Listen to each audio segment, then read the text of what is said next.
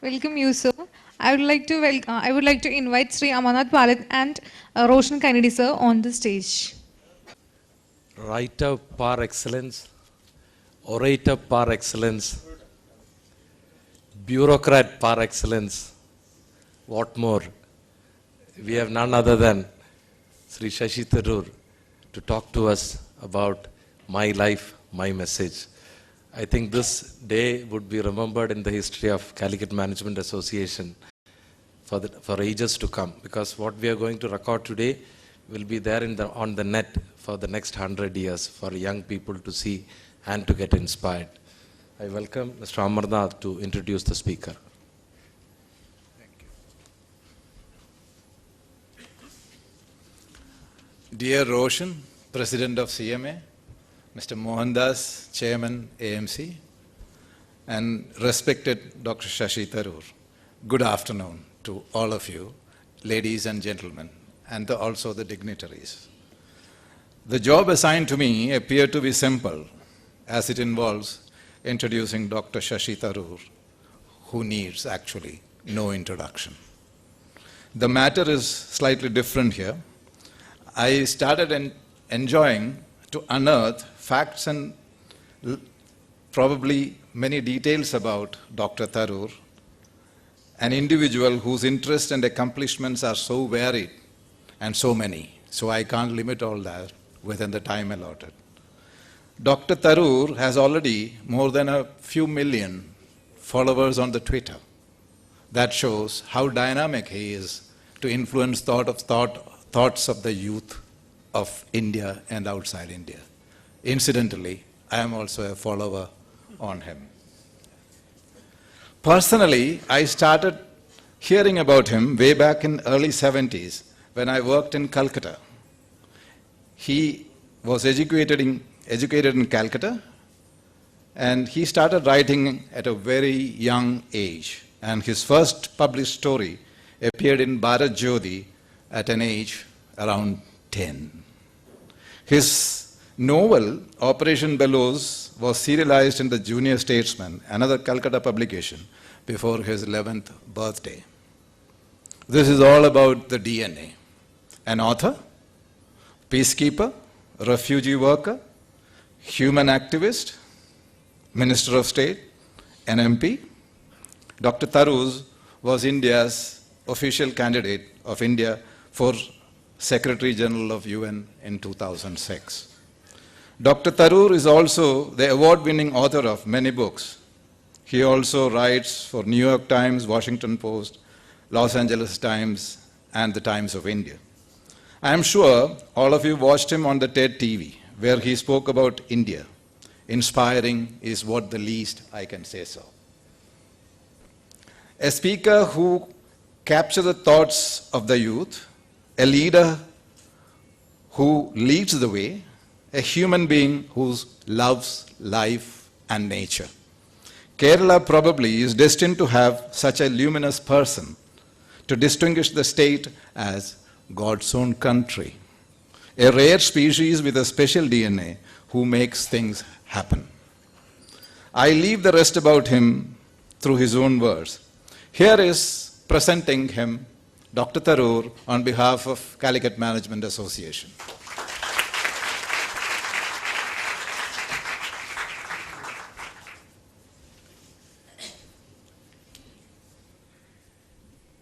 Thank you for that very generous introduction. I suppose for the camera I should stay here. All right, fair enough. Thank you for that very generous introduction, Amarnath. And Roshan and Dr. Mohandas, good to see you all here. Apologies for keeping you waiting for a few minutes. I had to appear on the stage at the Calicut beach where Janashri is having its 4th anniversary. And there are about 25,000 people in the beach right there, listening to A.K. Antony and other leaders. In order to try and make it approximately on time, I left without speaking.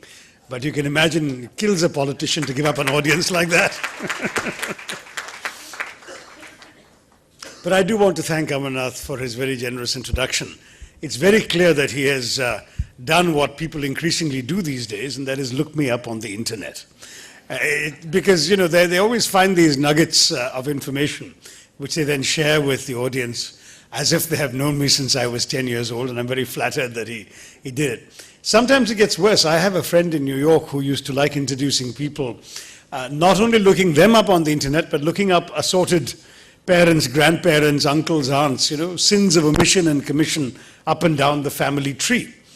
And he found on one occasion he was going to introduce a speaker whose uncle had been electrocuted at Sing Sing prison for kidnapping and armed robbery or something equally horrible.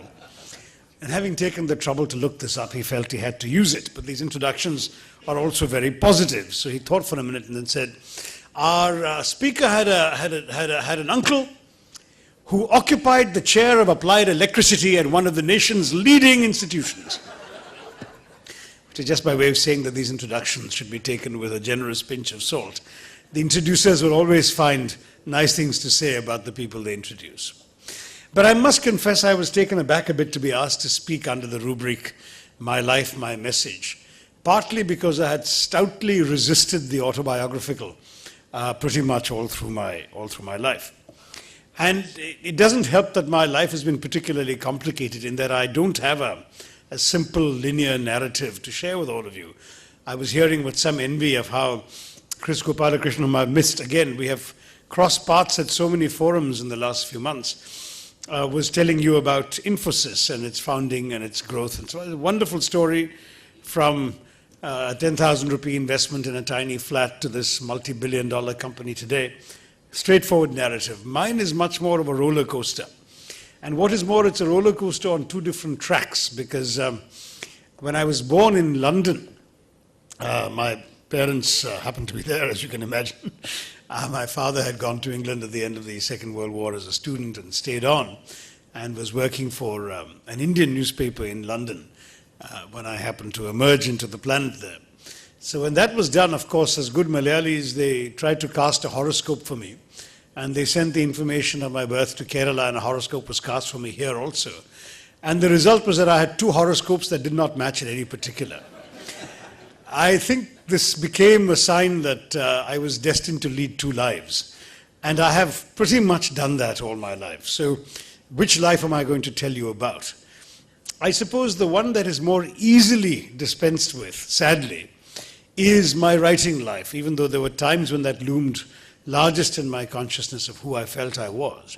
And perhaps I should talk about that before I talk about the professional life, which itself has gone through a few interesting changes in recent years. So it's going to be a very confusing lesson to the people who may actually want to listen to this or watch it one day on the YouTube channel that CMA is putting it up on, because the narrative is going to be a somewhat schizophrenic one. What happened to me? Well, I, as I said, was born in London. My parents moved back to India when I was very young. My father never quite saw himself as a migrant. He left in 1948 as an 18-year-old. But in those days, Malayalis used to go off to Bombay and Calcutta and Madras and so on in quest of jobs and opportunities. And the colonial legacy was still there, that one thought of London as another sort of city in the same political unit, the same empire, to go and work. So though we had become independent the previous year, when my father went off, he went off in much the same spirit that a Malayali would go to Delhi or Calcutta. And he never saw himself settling down in a foreign country. He worked there, studied and worked there 10 years. But at the first available opportunity to come back to India, he was the locally recruited London manager of the Statesman newspaper at a time when all the senior managers in India were Englishmen. And he had to wait for an Englishman to retire before he could come back. And that happened when the Bombay manager of the Statesman, Mr. J.B. Pluck, for some reason, I've never met the man, but I remember the name from my father's telling of it, retired, and my father applied for the job, was selected, and came to Bombay, and I was all of 2 or 2.5 years old. So we came to Bombay. My parents were both from villages in Kerala, in Calicut district. I've just come from one of them, actually, having gone there for a wedding. And they're first generation urbanites, and the first city they lived in was London, Bombay was the second. So I grew up there initially, and then when my parents, my father got transferred to the Statesman headquarters in Calcutta as advertisement manager in charge of the advertisement department for the entire group. I moved to Calcutta and did my last 3 years of high school there. And those last 3 years of high school coincided with the onset of serious disruptions in the university system in Calcutta. The Naxalite violence had started, the left had come to power and then been thrown out of power. There was a lot of violence in the streets. The university was in chaos, Calcutta University. Once considered the greatest university in India, it was in chaos, and what had happened was that examinations were not taking place on time. If you took the examination, you had absolutely no guarantee that the results you got would actually be your own. It was that kind of place. So I then, on my own, went off to Delhi for college. So I have the slightly odd distinction, having been born outside India of Keralite parents, but never lived in Kerala. Grew up in Bombay, high school in Calcutta, college in Delhi, with therefore friends, classmates, and so on all over the country.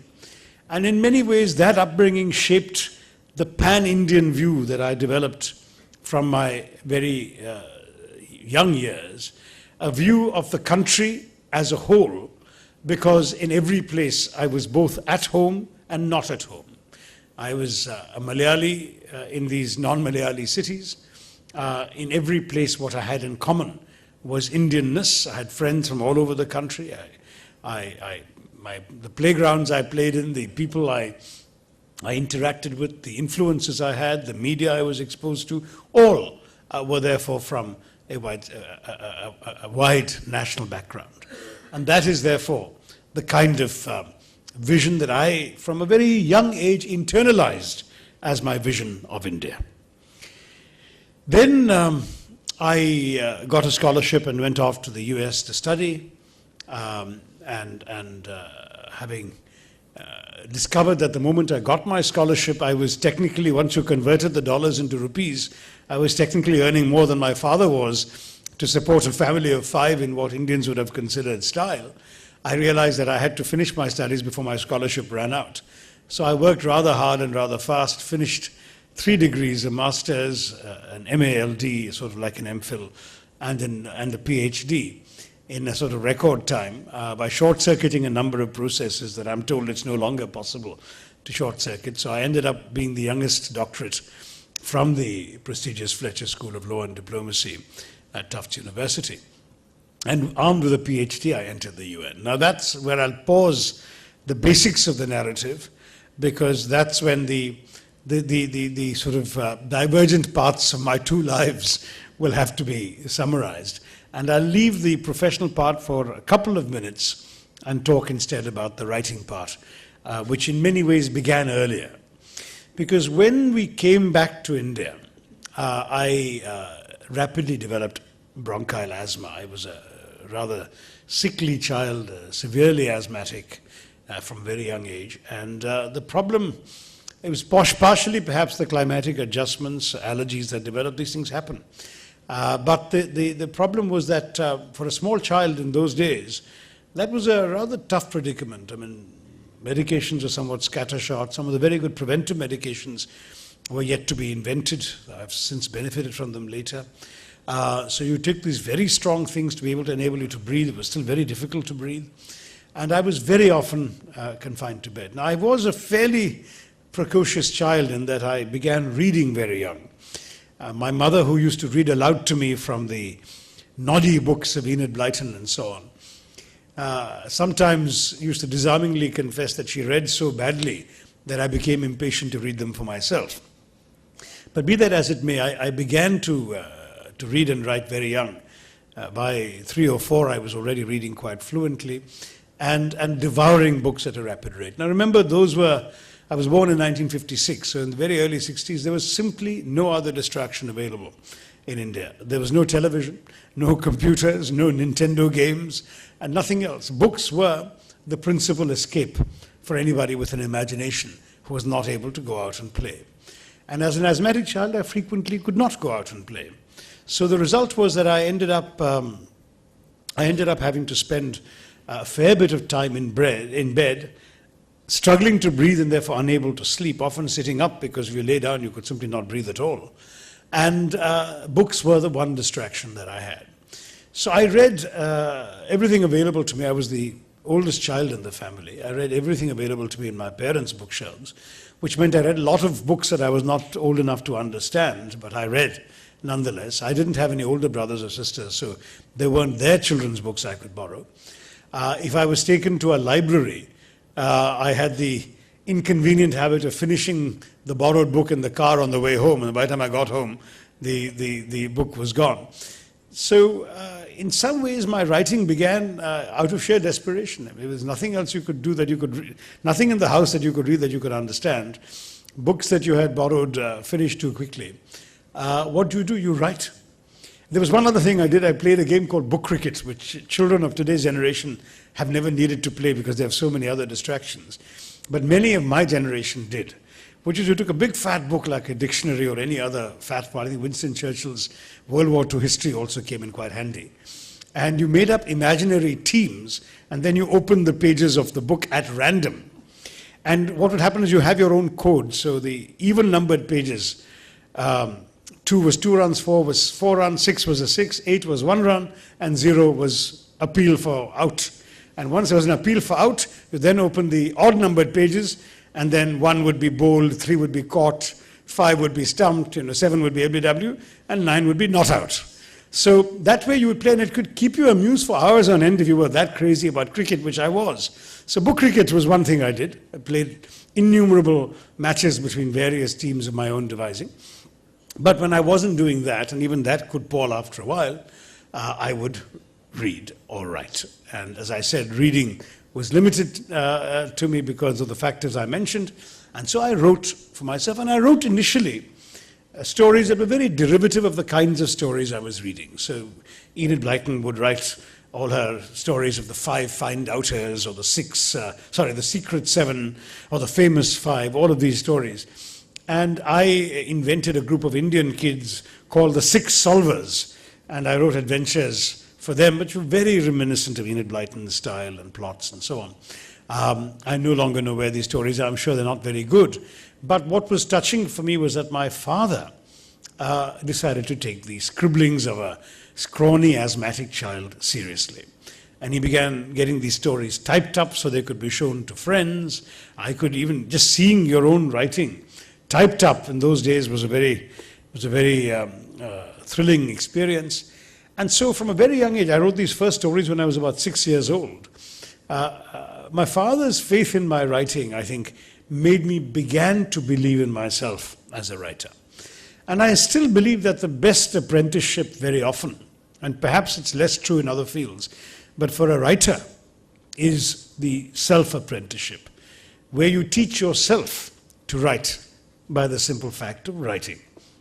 And so I wrote, and I used to read these Biggles books. I don't know, again, it's a generational issue. There must be somebody here of my age who remembers a Biggles book, no? Well, they were hugely popular in the 60s. There was Captain W.E. Johns used to write these adventure stories of a fighter pilot called Biggles. Bigglesworth was his name. So I invented an Anglo-Indian fighter pilot called Reginald Bellows, who was fighting in World War II. So that was actually an attempt at writing a novel, though obviously it wasn't long enough to be one. And my father would send these stories off. The first story that got published was a story called I think Henry's Last Battle. I had probably read something too much about the American Civil War, and so I wrote this rather dramatic story about a father and a son on opposite sides of the American Civil War, and the father shooting the son, and it was quite dramatic. I was 10 years old or something. But the Bombay newspaper, the Bharat Jyoti, which was the Sunday edition of the Free Press Journal, published that story, and then suddenly the magic of seeing your name in print did it for me, because it can be very addictive. It's sort of like the first kiss, or for some people the first drink. You keep wanting to do it again, and seeing your name in print for the first time can be deeply addictive. And so I went on to write more and more, and these Bellows stories, the Bellows novel as it was, got serialized in the Junior Statesman magazine, with the first one appearing a week before my 11th birthday. And with with the publication, I felt really that I had arrived. My school assembly, the principal talked about me as a writer and the stories. With my payments in those days, the princely sum of 50 rupees a piece, but over 6 installments, that was 300 rupees. I was able to buy my parents a record player with that money. I felt a tremendous sense of accomplishment, the sense that one could wield words to good effect, be good enough to be published, be read by others, and then be able to actually have the content of one's writing translate into something like a record player you could actually play.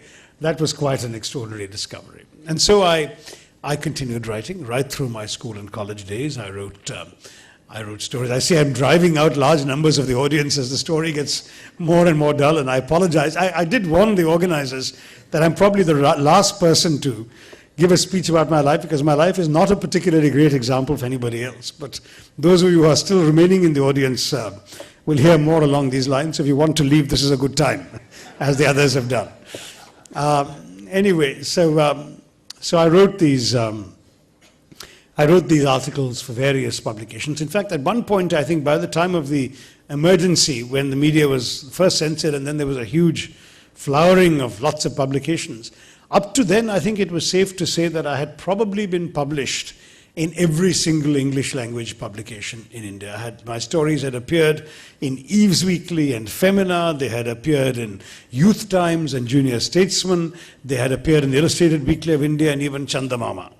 So I wrote indiscriminately. I used to come back home, finish my homework. Parents would always say, no one can think of writing as a profession. Writers don't make money. You have to do well at school, do your homework, study hard, and then you can write in your spare time.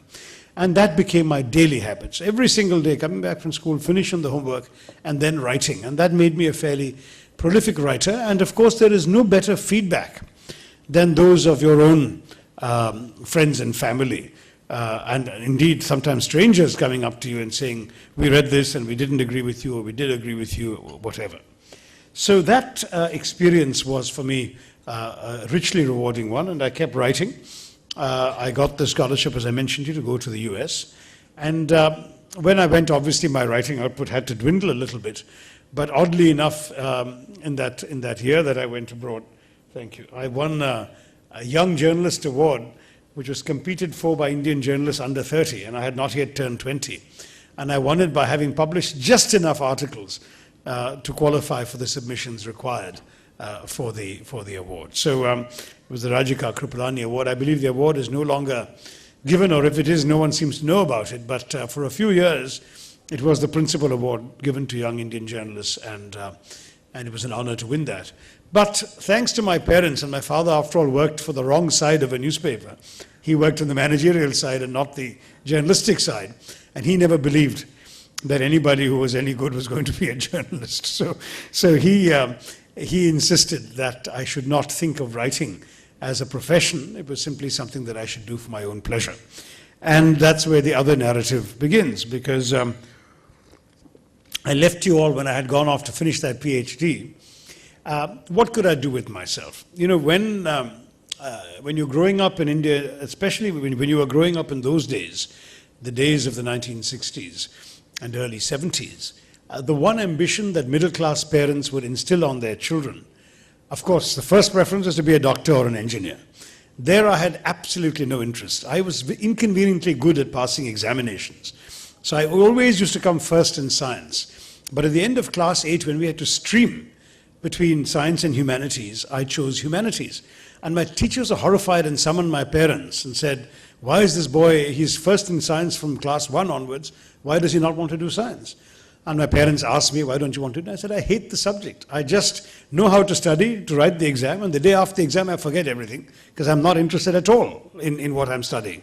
So you don't want me to spend the rest of my life doing that. And my father, to his immense credit, he was a wonderful, remarkable human being, particularly for his era, because his elder brother and my uncle and aunt had actually decreed from their children's childhood that one would be an engineer, one would be a doctor, and one would be an MBA. And believe me, the three of them were brought up to do exactly that, and they've all done that and done very well in their professions, but the parents had announced it when the children were not even 4 years old. My father, from the same, the younger brother of the same father there, said, no, let him do what he wants to do. So I did humanities, and so if you're not doing sciences, the ambition that most middle-class parents had for you in those days was to take the IAS examinations. In those days, the IFS was the more prestigious service. The top 6 or 7 or maximum 8 of the IAS would get into the IFS. And so that was my ambition. I was also extremely interested in the world. Don't ask me why. I was just always very curious. Indian newspapers were very short in those days. You would have 8-page newspapers and 10-page newspapers. But because my father worked for a newspaper, he would start the day with 4 or 5 newspapers, and then in the evening after work, he'd bring home another 5 or 6. So I would read 10 or 11 newspapers from all over the country every day. And I would devour international news. I always had a fascination. So at a fairly young age, I was pretty aware of the politics, the political leaders of most foreign countries that were reported in the Indian papers. And I was quite stimulated by it. So the idea of doing the foreign service appealed to me. But then, when I was finishing my studies, as I said, I got a scholarship. And I applied for the scholarship thinking, look, I might not get into the foreign service. Who knows whether my luck with examinations will persist. Or I might get in, but I might be assigned to some other part of the world. So if I'm getting a scholarship to go and see America, why shouldn't I? And I'd gone in that spirit. But it was also the time of the emergency. And Mrs. Gandhi's decision to suspend India's democratic, I had grown up taking for granted, was a profoundly disillusioning experience for anyone who was seriously contemplating government service. Because for me at that time, I had a roommate at Fletcher who was a journalist. Many of the people at Fletcher were mid-career. I was by far the youngest and one of the very few people who had come straight from studies. Everyone had worked a couple of years before coming to Fletcher. And this chap would come home with those wire service dispatches, news agency dispatches from India that were more detailed than the American normal papers would have printed. But I could read what was going on and was very, very sad. It was shame-making for me that so many things were being done in my country that when I was growing up I did not think was possible. The censorship of the press. One of my short stories was censored. It was a story called The Political Murder, which was accepted by Junior Statesman for publication. And it was going to be published a week or 2 weeks into the emergency. When the emergency was declared, they parked censors in all the offices.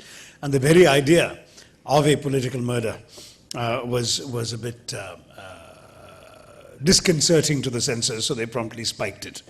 In fact, the story was very complicated because the political murder wasn't really political, but it didn't matter. The story was censored. And so there was censorship of the press for a while.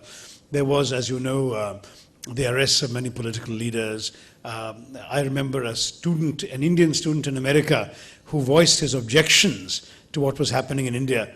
The Indian embassy refused to renew his passport, so he'd be forced to go back home. All of these very shame-making things were happening.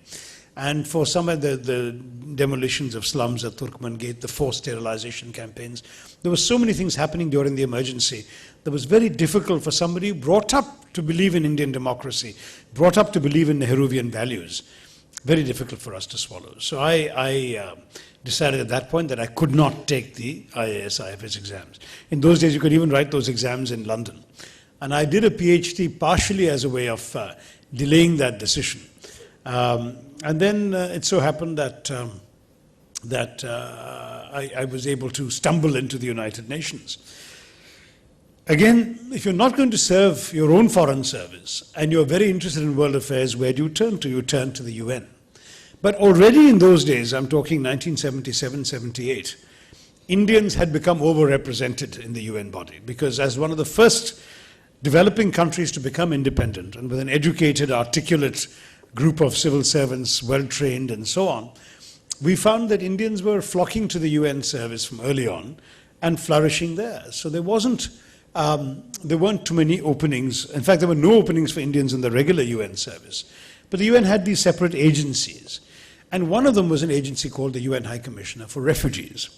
Now, if you want to look at how coincidences make people's lives, which is why, as I said, mine is a very bad lecture to give a management association where you believe in planning everything. And I have planned nothing in my life. In fact, at no stage in my life have I known what I'd be doing 2 years down the road or where I'd be doing it.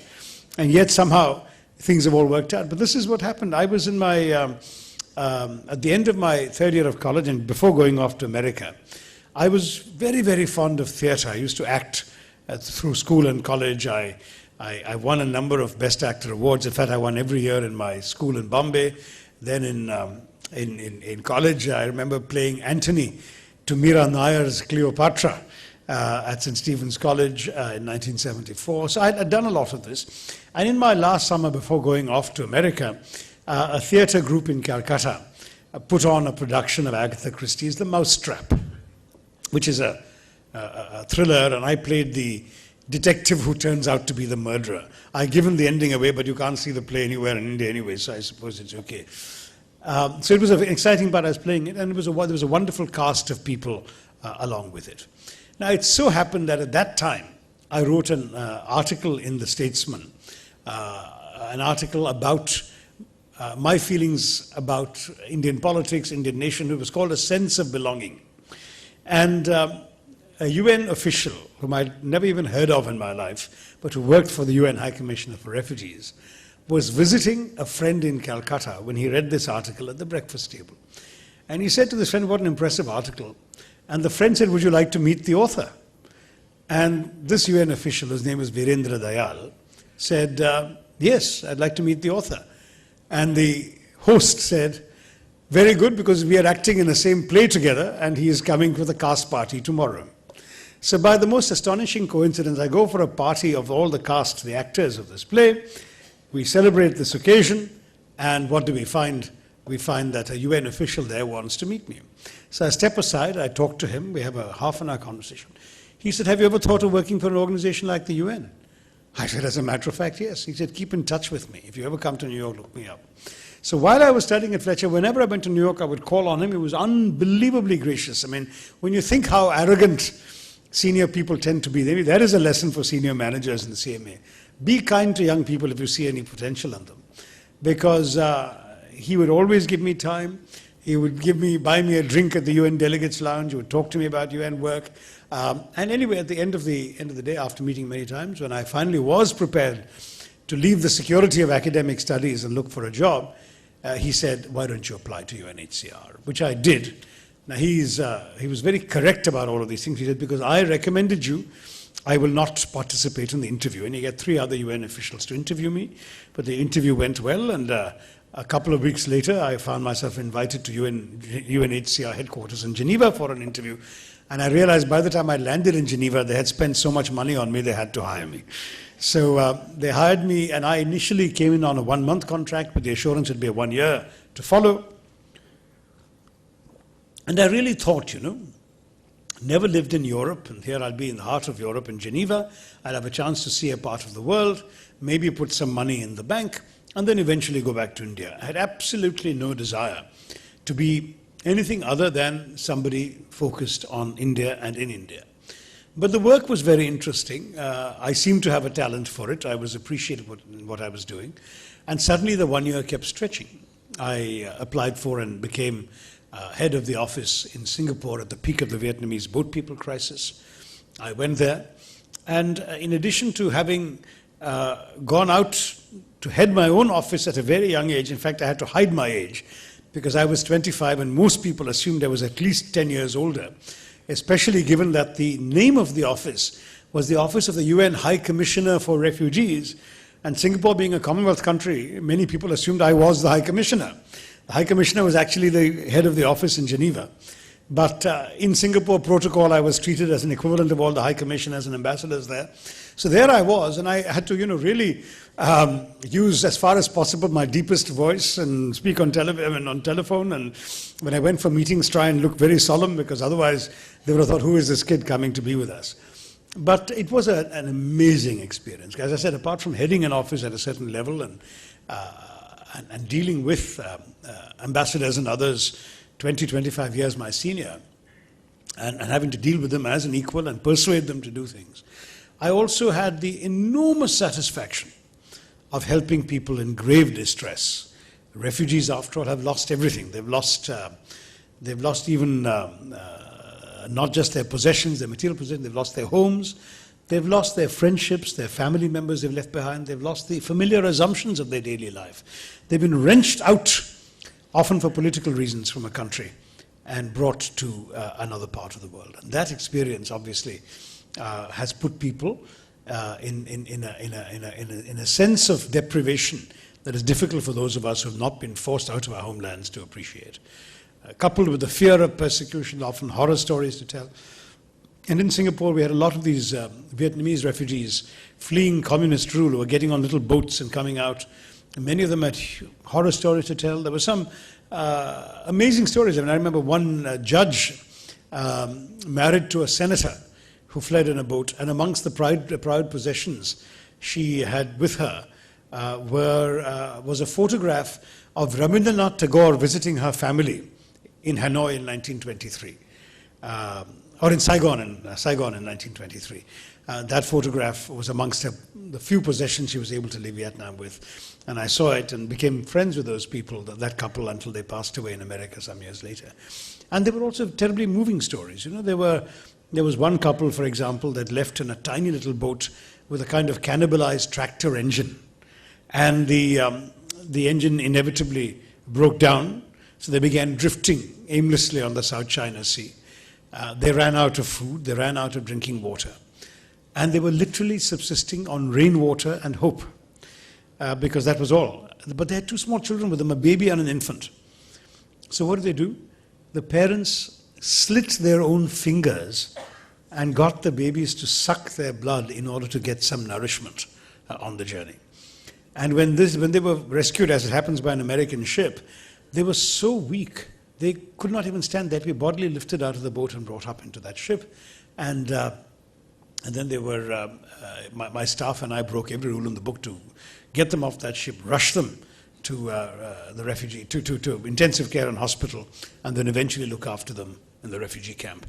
And to be able to see that same family a few months later, healthy, well-fed, well-nourished, and embarking on new lives in the United States, that offered a kind of satisfaction that few jobs in the world, in any kind of profession, could have provided. I felt each day that I could put my head to the pillow at night, knowing that things I'd done had made a real difference to human beings' lives.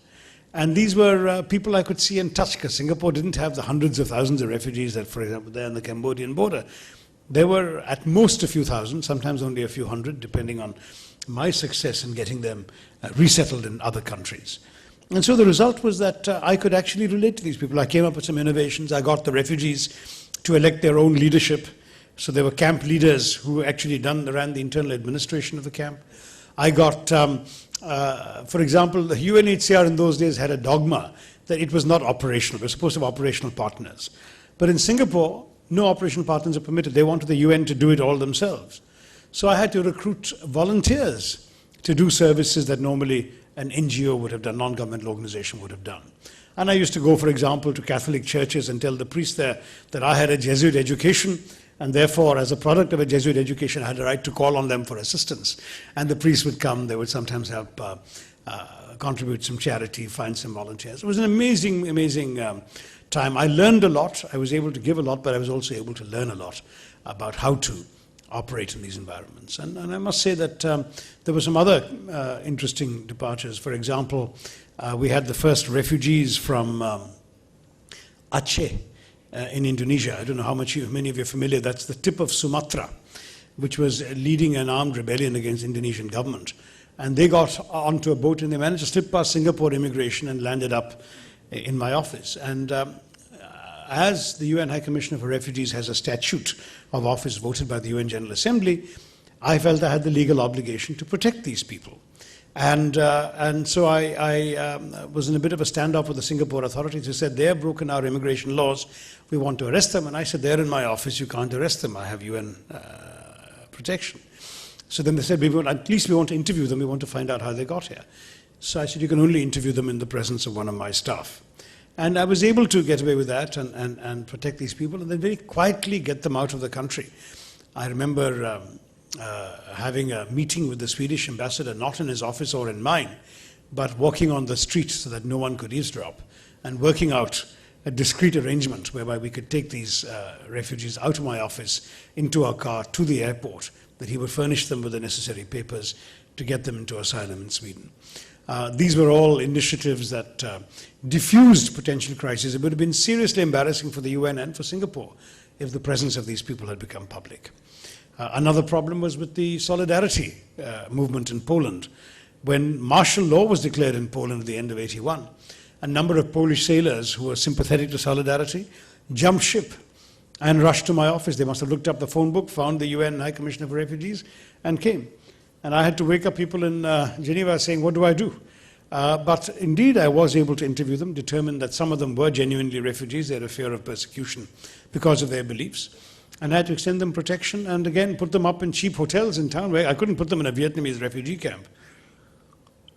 They would have stuck out like sore thumbs. And so I had to do that and find creative solutions. On one occasion, I remember the Singaporeans, in retaliation to the first group of Polish refugees, banned shore leave for all Poles. So Poles could not get shore leave. They had to stay on board their ship. Well, one enterprising freedom seeker leapt from his ship and swam to the nearest ship you could find in the port, and there was an American destroyer. And of course, once he clambered on the destroyer, the Americans said, my God, he's a fighter against communism and for freedom, and therefore we should protect him. The Singaporeans said, no, we're going to arrest him. He's violating our port rules. The Americans said, stars and stripe attitude, over my dead body. So the Singaporeans were in the middle of a crisis here. And they called me and said, can you help? And so we worked out a formula where we got the fellow off the ship into the US consulate, where I interviewed him, determined he had refugee status, took him off into my custody, and the American ship was willing to stay. It was allowed to sail because the Singaporeans would not let that ship sail off with this Polish fellow on board.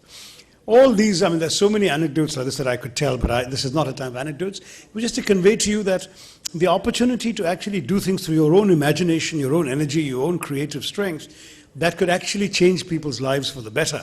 That is something that I believe every young man or woman should have the opportunity to do, and I was blessed to have it. I then wanted to continue working in Southeast Asia, but it so happened that one of the besetting sins in any worldwide organization is if you do well in the field, they want you back at headquarters.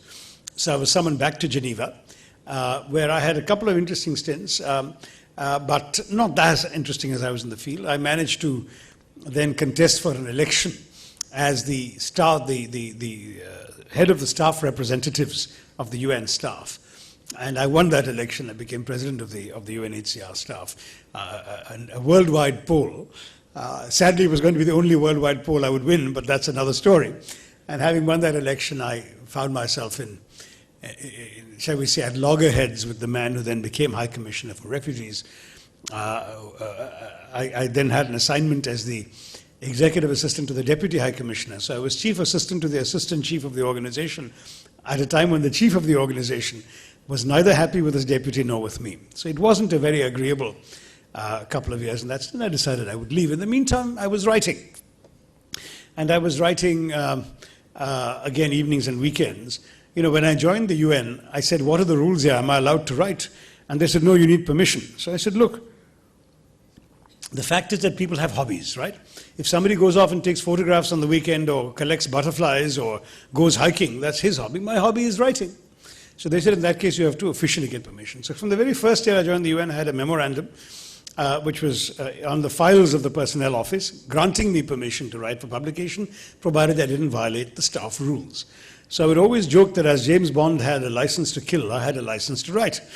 And I would carry a little disclaimer on my copyright page later of my book, saying that though the author is an official of the United Nations High Commissioner for Refugees, and later just of the United Nations, none of the opinions expressed by the characters in this book are to be construed as those of the author in his official capacity, which I think must be a unique sort of disclaimer for any author in the world.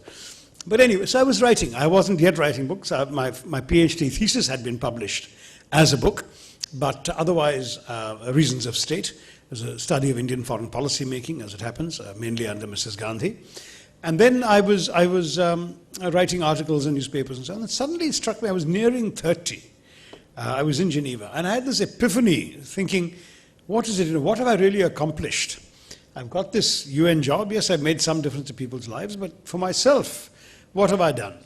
I have this writing talent, and I'm just writing all these articles in newspapers and magazines, which within a few days, if not the next day, will be thrown to the newspaper boy, the Raddiwala to whom you sell your newspapers in our country. So I said I better do something more lasting, and I embarked on a novel. But I embarked on it without any idea whether I could pull it off. I was reading a translation of the Mahabharata, Pilal's transcreation, as he called it, of the Mahabharata. And I was struck by what a lively and interesting story our epic is. It's a story one had heard, of course, in slightly less stimulating ways, told by grandmothers and so on. But then to hear it in this way, read it in this book, made me think, my gosh, why not imagine the story being told in the 20th century? After all, the Mahabharata itself had been told for 800 years, from roughly 400 BC to 400 AD, told and retold and retold. Why did we stop retelling it? And so I said, if a contemporary Ved Vyas had to write about the great events of his time, what would it be? And so I imagined this cantankerous old politician in his dotage and in his anecdotage, called Ved Vyas, who was sitting and dictating his memoirs of 20th century India to a South Indian secretary called Ganapati, who comes, of course, to take his dictation, dragging his enormous trunk behind him. But this is a trunk containing his clothes, so you can see the profane uses of Indian divinity in the book. And this was a book that attempted to take the lessons of the Mahabharata, the characters, episodes, even philosophical digressions, and retell them as a satirical story of 20th century India from the British days to the present being 1987, 88. And as I wrote it, the story evolved. I had no structure, no plan. I'm just lucky that somehow I was able to pull off this conceit of grafting the characters from the epic onto my understanding of the history of the nationalist movement. And it became for me the novel into which I poured all my ideas about India, Indian politics, India's history, India's future directions. And when it was completed, I'm gratified to say that it found acceptance both by a British publisher, Viking Penguin, and then became one of the first books published by Penguin India, which had just set up shop in India the previous year. And the result is there for you to see. It's now in its 42nd edition in India. It's still in print. And I'm always delighted when a new generation of readers, whose parents must have first read the book when it came out, tell me that they're reading it now. It's a terrifically satisfying moment. And the book was very successful. When I came back to India on a holiday, I was lionized. I was getting offers to do various things. Apart from writing more books, the Times of India offered me a senior editor's job. And I thought, the hell with the UN. I've done my bit. I'm not happy with this new High Commissioner. Let me leave. So I decided to quit and come back and live in India. But we had embarked on the middle-class folly of buying a house. And until you've sold the house you bought, there's no way I could carry a Swiss mortgage on an Indian salary. So I said, let me come back, but let me first sell the house. And I put the house on the market. No one was buying it. In the meantime, and somewhat to my surprise, I got calls from other parts of the UN saying, we hear you want to leave UNHCR. Why don't you come to us? And I got calls from 3 or 4 different parts of the UN. And I was a bit surprised. I hadn't realized that people had noticed my existence outside my own UN organization. One of the calls was from the UN peacekeeping team. There's a new Under-Secretary for Peacekeeping, Sir Marek Golding, and my old mentor, Virendra Dayal, was now chef de cabinet to Perez de Cuellar, the Secretary General. And Viru was very unhappy about what was going on at UNHCR, his old organization.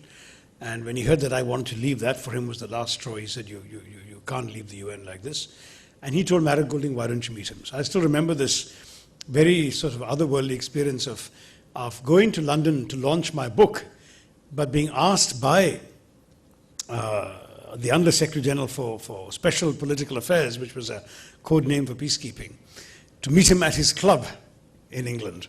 And so in this, rather oak-paneled club with sort of 19th century chairs, I sat down and was sort of interviewed by this very sophisticated Englishman, former ambassador and so on. And at the end of it all, he said, come and join me in New York. Even then, I wasn't sure I wanted to do it, but I thought, look, in any case, I have to wait till the house is sold. And New York sounds like a place that, if I work for the UN, I go back to India and say, I used to be in the UN, but I've never even seen the work of the UN in New York. I've never seen the inside of the Security Council. How would I feel? Let me go and see that. So I went off thinking it'll be for a few months. The house will be sold. I'll go back to India. Well, the few months extended. Again, my work was appreciated. I was asked to be secretary of a group that was reviewing all our peacekeeping operations at the end of the Cold War. New opportunities came by, new promotions came by, and I'm afraid even though the house was sold eventually, I moved my wife and kids over to New York rather than joining them in India, where I had parked them in the meantime. So as I said, no planning, a lot of fortuitous developments, a lot of accidents have characterized each path in my life. I found myself caught up in the huge drama of the United Nations at the end of the Cold War. Extraordinarily exciting place to be. Now, I'd had a similar experience at UNHCR because when I joined the UN High Commissioner for Refugees, it was a very small organization. Everybody knew each other by their first names. It was not particularly well known or prominent. It was mainly set up to cater to the refugees fleeing Europe after the Second World War. But soon after I joined, the Vietnamese boat people crisis began to peak. We had Cambodian refugees. You had refugees in the Horn of Africa. In Latin America, where Somoza's dictatorship was collapsing, you had one refugee problem after another, and then the Soviets marched into Afghanistan. So suddenly UNHCR was being mentioned in 5 of the top 6 stories on BBC World Service News every day. That was the transformation. And when I joined peacekeeping, similarly, there were only 5 people, 5 civilian professionals and 3 military in the entire peacekeeping staff at New York headquarters. Soon after, at the time that I joined, there had only been 5 peacekeeping operations. The last one was set up in 1978. But the year I was joining, the excuse for bringing me on board was that Namibia was going to be independent, and we needed extra staff to help with that transition. So that was the first operation in 13 years of the UN. So I joined that team, and soon after I joined, suddenly there was a peacekeeping operation in Angola, in Georgia, then Yugoslavia erupted, Somalia happened. And I said, you hire me, this is what happens. Your workload will dramatically increase. And peacekeeping again became a major world-recognized term and concept. All these headline stories all over the world about it. And I found myself privileged again to be amongst the small group of early originals, as it were, in the peacekeeping team, while this huge transformation in the UN's role was taking place.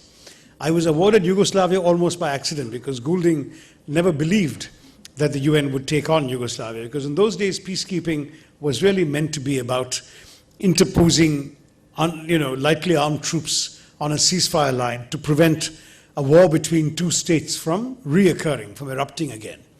So the idea that we would actually go and deploy UN soldiers in the middle of an ongoing civil war in a UN member state was for him unthinkable.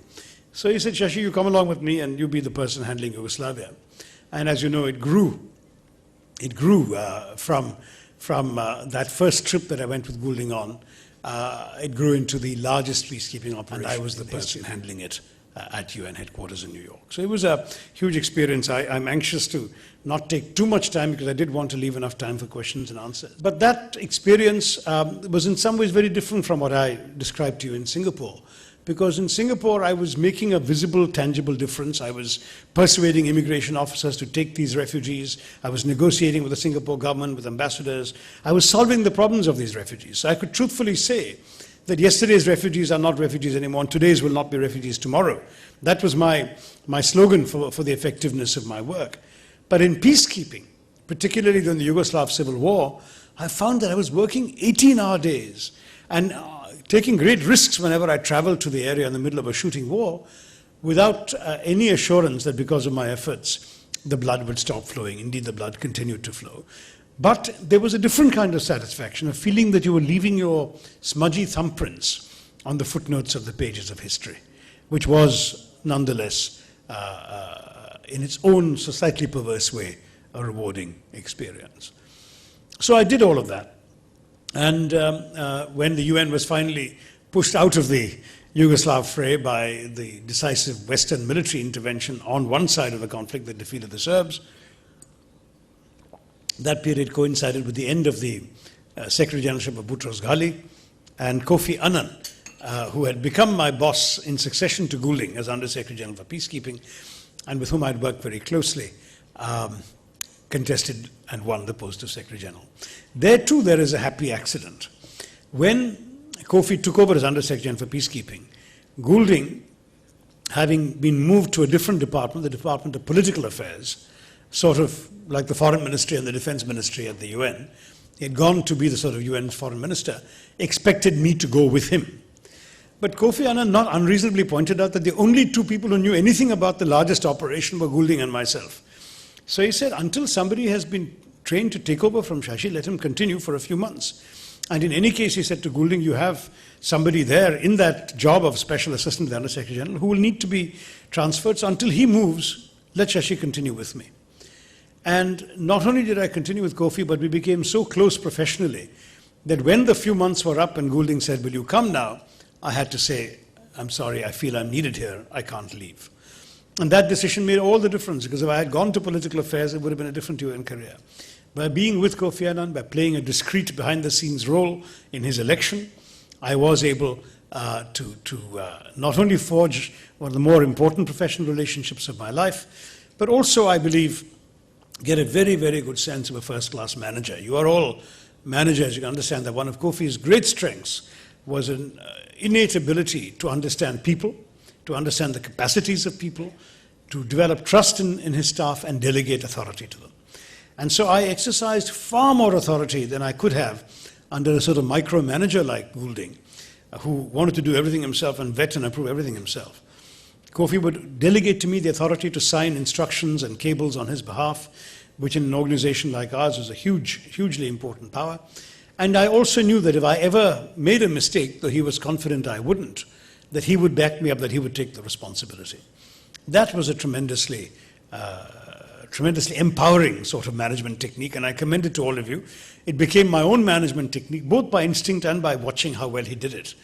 But sometimes, of course, we can end up trusting the wrong people, and that too can be one of the weaknesses of this technique. I've discovered that myself later in my political life. But having done that, I then, when Kofi Annan became Secretary General, he asked me to come to his office. I became an executive assistant to the Secretary General, Director of Communications, and after some years working with him, helping shape his message and his role as Secretary General, accompanying him on many of his trips and meetings with world leaders, which was an education in itself, I then was sort of booted upstairs, physically downstairs, because his office is on the top floor, and I was kicked down from the 30th floor to the 10th, but booted upstairs bureaucratically to become head of the Department of Public Information. Initially an interim appointment, and then when I succeeded in motivating the staff there and transforming that place, I became Under Secretary General of the United Nations, in charge of communications and public information. That was as it turned out, my final assignment to the UN. I did that de facto from my interim appointment in 2001. I carried on till 2007, but I was actually given the rank of Under Secretary General only in 2002. And in that position, I suddenly found myself heading something very different from the humanitarian work and the peacekeeping work, which are both action-oriented, field-oriented work that one does in those jobs. I found myself in a much more bureaucratic function, where I had 880 staff in 77 offices around the world, where our budget was under daily attack from the Western countries who wanted us to trim our budget, where the programs we were doing were politically deeply controversial. And I had suddenly to inspire a demoralized staff, come up with new creative ideas and approaches, trim the number of offices we had for which we could not sustain financing, and at the same time persuade the governments who are our paymasters of the importance of supporting our continued work. It was a very, very different challenge from earlier challenges, and one that I took to with relish and gusto. I enjoyed that opportunity to be a senior professional manager for the first time, really, in my working life. In Singapore, I had a handful of staff. In other offices and functions, I was part of a larger bureaucracy. Here, heading my own department, running the equivalent of a ministry, as it were, was for me an extraordinarily educative and formative experience. At the end of it, as you know, I was invited to compete for the post of Secretary General. The offer came a bit late, largely because of our decision-making processes in our country. It was first floated to me in September of 2005 when Prime Minister Manmohan Singh had come for the UN General Assembly and asked whether I would be interested. I said yes, in principle. Unfortunately, the decision to go ahead with my candidacy only came in June of 2006, by which time, as we now know with hindsight, and with later information, by which time the Americans had already committed themselves to the South Korean candidate Ban Ki-moon. So there is always a question one can ask of how might things have been different had we been in a position to make this decision earlier and lobby the key countries earlier. Perhaps it would all have been very different. But in any case, India could not have been expected to give this priority because that was the time when we were negotiating the Indo-US nuclear deal at the time. And that was obviously a far, far more important priority for the government of India. And the truth also is that there was a certain amount of resistance within our system. You all know the famous crab story of our tendency to pull down people when they're rising, and we are our own worst enemies in these areas. So there was a certain amount of resistance, some of which, of course, reached the ears of the Prime Minister. And so I can't say that, that every little thing fell in place in the ideal way as we might have liked. But I did run a credible race at the last minute. My candidacy only lasted from the third week of June to the end of September, the 2nd of October, Gandhiji's birthday. I stepped down. But during that candidacy, I was running up against not only the man who eventually won, the foreign minister of South Korea, but a deputy prime minister, the serving president of a country, various other foreign ministers and deputy foreign ministers. And of the 7 candidates who formally entered the fray, and there was even a prince from Jordan, out of those 7 countries that formally entered the fray, candidates that entered the fray, I did come a respectable second, just 2 votes behind Mr. Ban in the first ballot.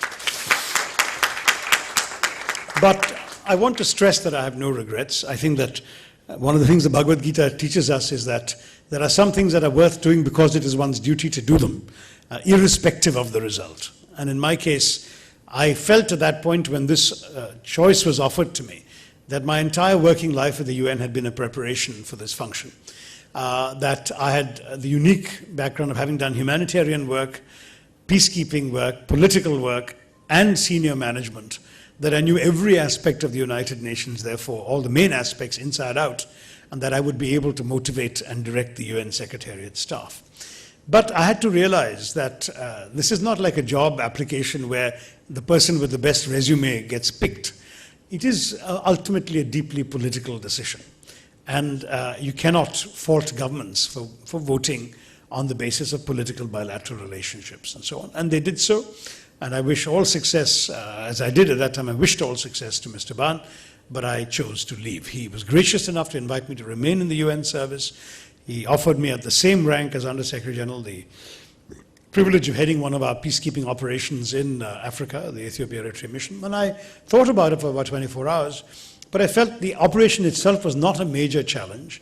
And I also felt that having competed for the top job and lost, that it would be wrong of me to cast my shadow on the person who won, because if anything I ever said anything at any point, people would think I was second-guessing him, or my presence would prompt people to say, this chap might have done this differently. Whatever. I thought the best thing to do was to leave the field altogether, and I did. I spent a couple of years, not very successfully, attempting to be a businessman, but that was only a cover. It was a way of having an excuse to keep visiting India and seeing how I would fit in back in this country. The business was with a friend based in Dubai who was interested in starting ventures in India. So with him and his company buying the tickets, I was coming to India every month for a year and a half. And because I had met all our national leaders as the senior Indian at the UN, for example, whenever a prime minister comes, I'm the person who has to meet with them, and I spend time with them. Of course, in the case of Dr. Manmohan Singh, I had known him earlier. This kind of rootless Indian who has grown up in Bombay, Calcutta and Delhi and is actually from Kerala, I felt it important that I should represent my home state and rediscover my roots in my home state. And at the same time, the Congress party did not have the kind of strength in the assembly that could have won a Rajya Sabha seat for me or for anybody else at that time. There was only one seat coming up in that period, and that was obviously earmarked for our very senior leader, Vaila Ravi.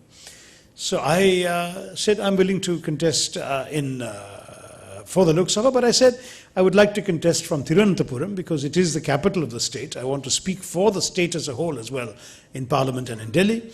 And what is more, there are bound to be more sort of educated people in the Trivandrum voters list who may have read my books, read about me, and I would not just be having to introduce myself from scratch to a rural audience. So that's why I asked for and was given the option of running from Thiruvananthapuram.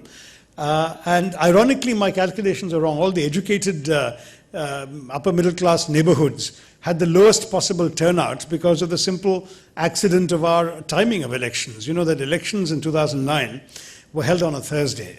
The previous Friday was Easter Friday, then there was Easter Saturday, Holy Sunday, Easter Monday. And then Tuesday was Vishu. So you basically had Wednesday as a working day, Thursday was a holiday for elections, Friday was a working day, and again you had a weekend. So any bureaucrat or government official or professional could just take 2 days leave, Wednesday and Friday, and get 10 days at a stretch, and they all took advantage of that and disappeared. So the result was the people I thought were my natural voters weren't there to vote. But the ordinary people and voters of Trivandrum, of the coastal belt, of the villages, they all turned up in large numbers to hear me. They heard my campaigning in halting, ungrammatical Palakkad Malayalam, picked up on holidays to the native village, and they voted for me, and I won the best majority that had been seen in 30 years. Except for the Indira Gandhi wave in 1980, no one had got such a large majority in Trivandrum. So I entered that. I found myself being made a minister very quickly, in a ministry that I obviously had some great interest in and some talent for. I'm proud to say that I was able to do a number of new things with the opportunities I was given. I was asked to be Minister for Africa and Latin America and the Middle East, and I worked very hard. I would have 17, 18 appointments a day. I would travel extensively. Because I was the only French-speaking minister we'd ever had, I was able to open doors with a number of our Francophone countries in Africa, particularly West Africa, and I was able to conduct meetings with visiting foreign ministers in the language they were most comfortable with. I was traveling when the tragic earthquake took place in Haiti, and I was able to divert my journey to go and become the first Indian minister to visit that country and pay tribute there to the victims, the UN victims and the Haitian victims, and extend some Indian assistance. I won't go on and on about this. There were a number of such initiatives that I was privileged to be able to undertake in my 11 months in office. But none of them, of course, made it to the media. There was very little reporting of the work I did. I'm privileged that those who worked with me, including some people who consider themselves senior to me in age and experience and were skeptical of me, but later told me what a privilege and a pleasure they felt in working with me, and how preparing a brief for me, they knew I would master the brief and even improve it in my work. All of that was very gratifying to hear, but none of that made the slightest difference. I had become the favorite target of a number of interests in our country, and particularly in our media. The political class, of course, had the understandable resentment that exists towards any mid-career entrant usurping the spoils that people have worked for all their lives. Many of our politicians have done nothing but politics since their student days. You can fully understand how they would feel about this fellow coming in after having had a lifetime somewhere else and suddenly getting an MPT ticket and becoming a minister and so on. And there was an understandable reluctance to accept such a person. But all of that, combined with the media's decision to make every single innocent remark of mine into an object of controversy, made my position increasingly untenable. I might add in brackets that throughout my UN life, the UN used to ask me to speak to the media. Because in 29 years, I must have given thousands of interviews to every major media outlet in the world. I was regularly and frequently on CNN, on BBC World Service, even on Fox News, which was hostile to the UN. I was a UN official they could actually speak to and argue with. And never once in my entire career had I ever been accused of saying the wrong thing, creating a controversy, putting a foot wrong. So how did it change so quickly in India? Beats me. I don't think I have changed. I don't think that anything I have said was in and of itself wrong, unless one wanted maliciously to misconstrue it. And I'm quite happy to address this in more detail in the Q&A.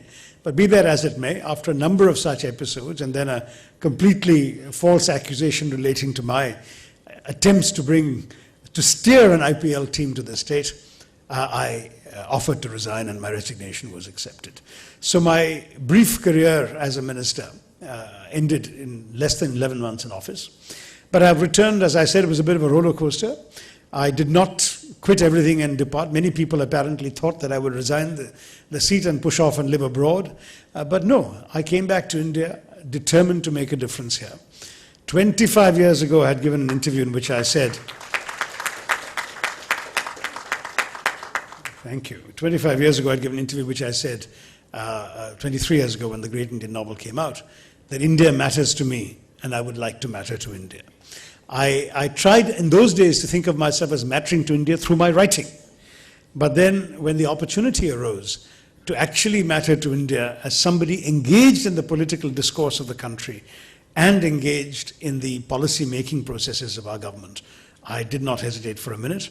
And I thought by coming back, it was a bit of a sacrifice. I gave up a number of personal and material comforts and opportunities in the Western world at a time when my name was, shall we say, commercially pretty viable. I gave all that up because I wanted to come back in a spirit of service. And I feel that those reasons have not changed, and the country is still the country that I want to matter to. So I decided to stick it out.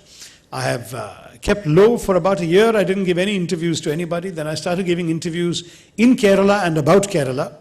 But otherwise, from Obama to Osama, all the channels called me and I said, no, I'm not going to play your game. I don't want to give sound bites. But after about a year and a half of this self-imposed exile from the mass media, at a time when I was giving interviews to the BBC and CNN and Al Jazeera relatively infrequently, but I was doing that, I finally said, now, I'm sure the media, having suffered for having excluded me, will be willing to have me back. And though I still refuse to appear on Times Now, that particularly vile television channel in our country, I do appear on pretty much every other channel whenever requested. I don't do so whenever requested, sorry. I do so once in a while when requested. I do about, let me say, 5% of the requests I get, I say yes to, just to be able to contribute to the national conversation on issues where I believe I have something worth saying. Whether it's internet censorship, whether it's the findings in the Padmanabhaswamy Kshetram, whether it is our foreign policy issues, where I have something to contribute, I will do so. And I'm very pleased that my party has also been asking me to participate and speak for the Treasury benches on a number of major issues. I led the government side in the response to Jaswant Singh's attack on our foreign policy. I made a 1-hour speech without a note on our foreign policy at the request of the government. I participated speaking on the black money debate. I spoke most recently at Christmas time, just after Christmas, in the Lokpal debate. And I hope to be continuing to contribute to the public discourse on these issues. I had been asked to be the lead speaker on the FDI issue, when, of course, the government is then forced to shelve it for now. But if it comes back, I'm quite prepared to address that issue again, because it's an issue that I feel quite strongly about. So all of these things will give me an opportunity to contribute. Whether any ministerial office and so on is going to follow, I have no idea, and I have no expectations. I've tried my hand at that. The government knows how well I did or how well I didn't do. That's for them to judge. But as an elected member of parliament, my principal duties are to the voters who place their trust in me. And so I'm doing everything I can for Thiruvananthapuram. And just in December, I released, I believe as a first in any MP's performance in this country, I released a half-term report to my voters. I said, I've been MP for 2.5 years, and this is what I have done for you. And that report is available in English and Malayalam. You can go to www.tharoor.in. It's up there. There are still some copies available. If you want hard copies, you can ask my office and we'll get them to you. You can give your address to the people who have come with me, Sharad and Udayan, and they'll be very happy to send you copies. So just to show you the kinds of things. And now I'm very pleased to say that I believe others have begun following my example. I hope this becomes a widespread practice. And MPs, as part of their accountability to the electorate, will give the electorate a periodic report of what they've accomplished. To end then, I should circle back to my writing, because I left it with the great Indian novel. I tried to continue writing on evenings and weekends. I published another novel about the kinds of stories our society tells about itself through its popular cinema, a novel called Show Business, which was about Bollywood. It was reviewed on the front page of the New York Times Book Review, which is the biggest honor that an Indian writer could get at that point. But I was just beginning my involvement with the Yugoslav operation. And so when publishers and agents called saying, "What fabulous recognition, when is your next novel?" I said, "I can't write now, I'm dealing with Bosnia." And that was what happened. For several years I didn't write, then finally I wrote. At the end of the Yugoslav operation, I found the time to work on what became India from Midnight to the Millennium, my book for the 50th anniversary of India's independence. And then my columns continued, and some of them were put together in books like Bookless in Baghdad, the collection of literary essays, or The Elephant, the Tiger, and the Cell Phone, my most recent collection of short pieces about India in the 21st century. So all of this I have been doing when I can find the time. But my fiction has suffered. Even though my first books were all fiction, well, at least not counting my PhD thesis, let's say the 3 of my first 4 books were fiction. After that, I've only written one more novel, and that is a novel called Riot, which was written about Hindu-Muslim violence during the so-called Ram Janmabhoomi agitation. And I took the story of a real riot in Madhya Pradesh and reinvented it as a fictionalized novel about the collision of truth, of ideas of truth, of the ownership of history. And I'm very proud of that book. It's a book that I'm in many ways more proud of than its relatively modest success will suggest. And I encourage all of you who are interested in these issues to read that book. To this day, I get tremendous feedback from it. And just recently, a website run by a Muslim organization ran an extensive excerpt from the book in which a Muslim character is talking about the historical legacy of Islam in India. And I was only mildly amused that they took the writings of a Hindu writer, imagining a Muslim speaking of what his heritage in India is. And they, as Muslims, found it to be the best evocation they could find of that. So I'm very proud of that book, and I recommend it to many of you, Riot. But apart from that, I haven't written, and one of the reasons I haven't written fiction much is because of the nature of the life I've described to you. Non-fiction is interruptible. You know, if you're writing something, suddenly you've got to go off on a UN mission, go to another country, deal with another issue, write a major report, whatever. You can interrupt what you're writing and come back to it a few weeks later and still pick up the threads. But fiction requires not just time, which is scarce enough in my case, but a space inside your head to create an alternative universe, to populate it with characters, individuals, personalities, incidents, snatches of dialogue that are as real to you as those that you encounter in your actual daily life. And because that is a kind of magic spell you cast upon yourself, that does not survive interruption very well. That is very easily broken by the kind of interruption. So I've begun 2 or 3 novels and abandoned them because after some months of neglect, they could no longer live in my head. And I don't know, I'm not urging the voters to return me rapidly to the world of literature, but I think writing a novel may not be easily compatible with the political career that I find myself leading now, where one is constantly in demand, where there is no concept of a weekend. You spend Monday to Friday in Parliament in Delhi, Friday evening you get on a plane, come back, Saturday, Sunday in the constituency, early morning to late night visits, events, meet the public, etc.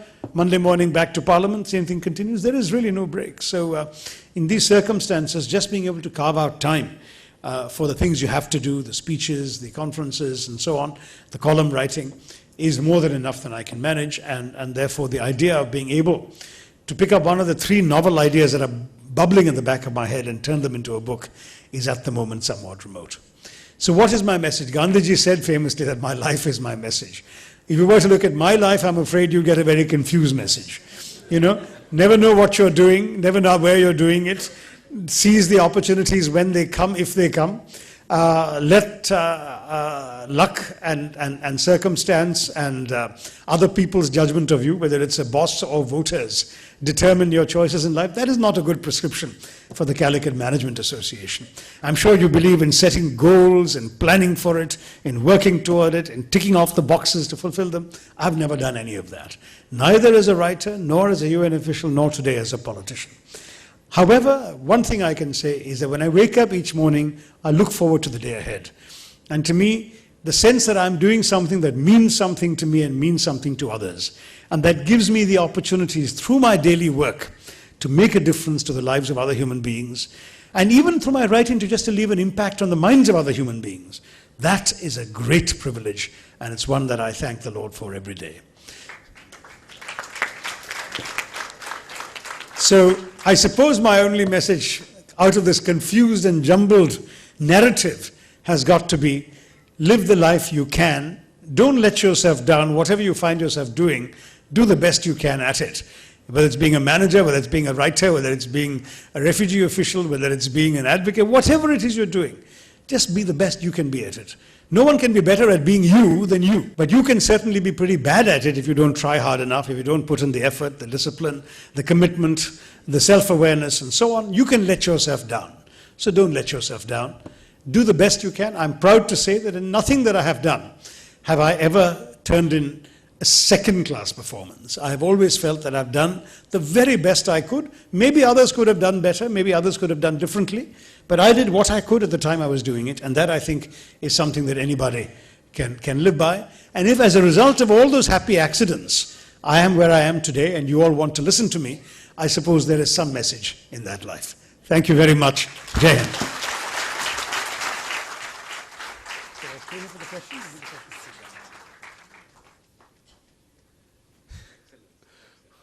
What more to say?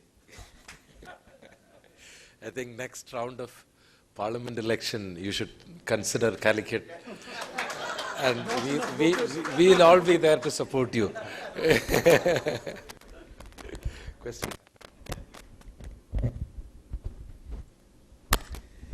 However, you're all welcome to come and campaign.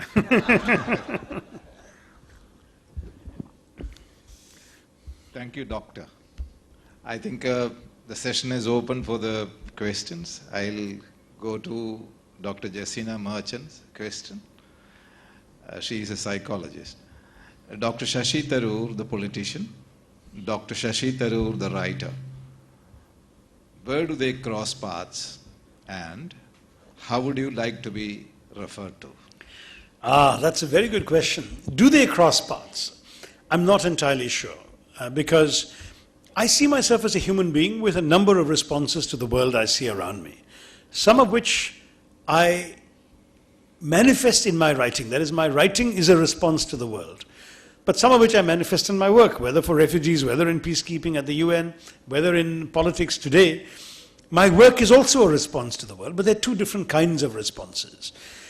I don't think that the writer's response, which is obviously one that is observational and analytic, can be the politician's response, which must be one of actually doing an action and providing a service. Perhaps the one place they may come together would be in a speech in Parliament, where some of the writerly talents, though I don't actually write out a speech, you're not supposed to read a text in Parliament, you're supposed to. So at the most you can have a few notes and then speak. But I will say that as far as my own instinct goes in answering your question, I would say that the writer is who I am almost from birth. I mean, as you know from the story I've told you. The politician is something I've become. And it is obviously circumscribed by a number of factors, including the willingness of the voters to tolerate me, the willingness of the party to tolerate me and keep giving me tickets, and so on. And of course, ultimately, my own sense that I'm making a worthwhile contribution. Right now, I do believe I'm making a worthwhile contribution, and I will intend, if I'm given a ticket, to contest again the next elections. But who knows whether a time may come where I feel that I should make way for younger people with more passion, or people who have not been disillusioned by the process, or people who have better skills for the kinds of compromises that are needed to be made in our politics. Who knows? If that time comes, I will probably be willing to accept the label of being a former minister or a former politician. Will I ever accept the label of being a former writer? No.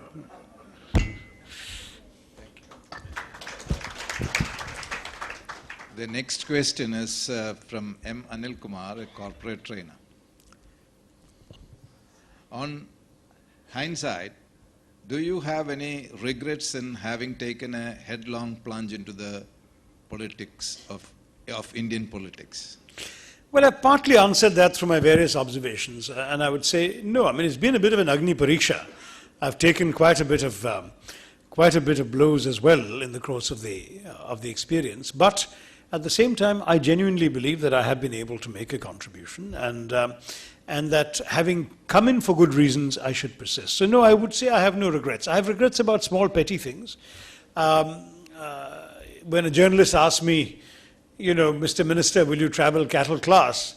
I should have been, let's say, more conscious that using his phrase, which was a phrase I'd heard for 30 years in the West, and a very common phrase that is not about people, but about the way the airlines treat people. The phrase cattle class is a reference to the way in which airlines herd people into seats. I should have realized that that is not a commonly used phrase in India, and it could be easily maliciously misinterpreted. Sadly, I didn't realize that, and I used the same words from the question in my answer, and the result, as you know, is that to this day, there are people around the country who believe that I think economy class travelers are cattle, which obviously I don't, since I was frequently one myself, and also because they're far better off than people in other modes of locomotion or walking on their own 2 feet, which are the majority of people in India. So no one could have misconstrued this in the Western world. In any other democracy, people would have understood this to be a light-hearted reference, and that too using a phrase already used in the question. But as you know, Shakespeare said it many centuries ago, that the success of a jest lies not in the tongue of the teller, but in the ear of the hearer. And I realize, that's one regret I have, I should have realized that the ear of the hearer has to be attuned differently to appreciate this kind of humor and so on. And as you've seen, I've become a lot less funny since then.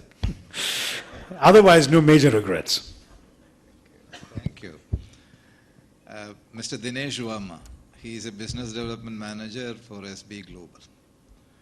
There are 2 questions. One, which is the country that you like the most?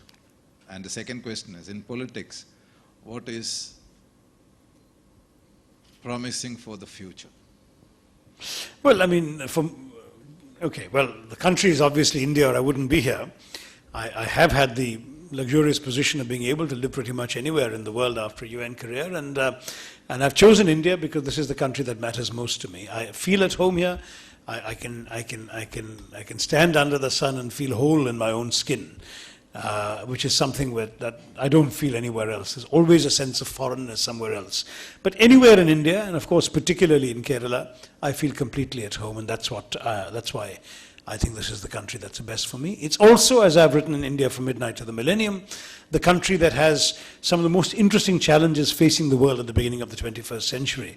So the answers we find in India will, I believe, resonate throughout the world and make a real impact on the future history of the world. And so I want to be contributing in some way towards the finding of those answers. That is why I'm here, and I'm glad to be here.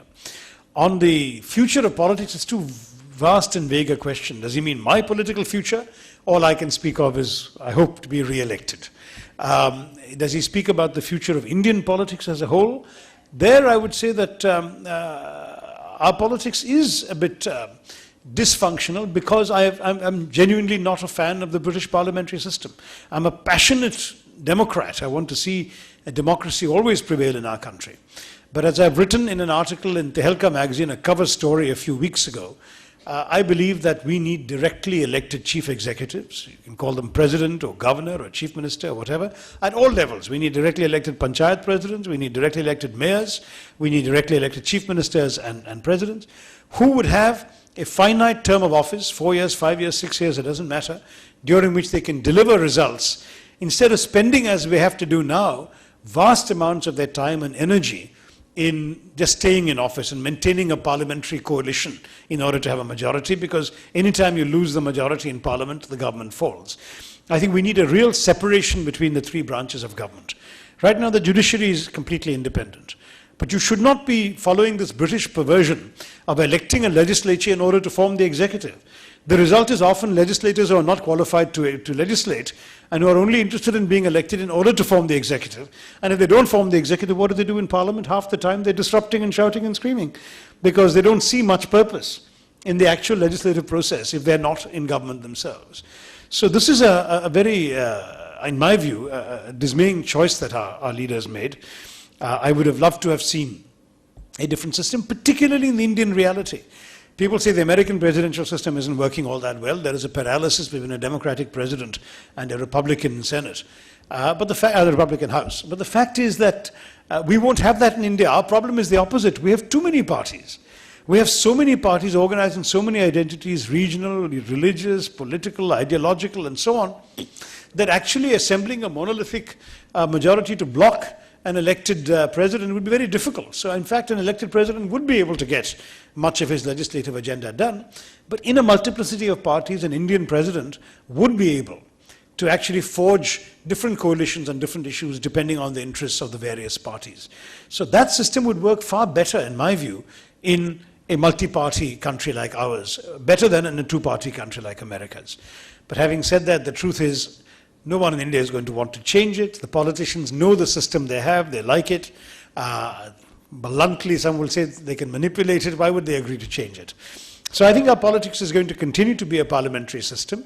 And I think we're going to have a large number of regional parties doing well. Judging by the recent public opinion polls, you've seen that there is a real risk that the next government, this government is a government of 7 parties.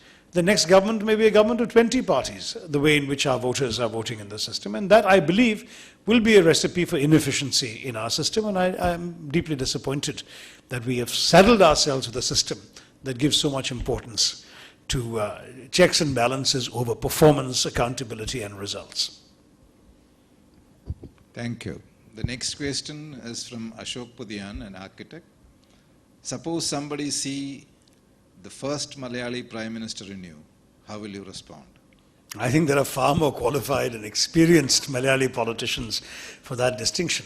But there is no vacancy there, and I'm very proud to be a strong supporter.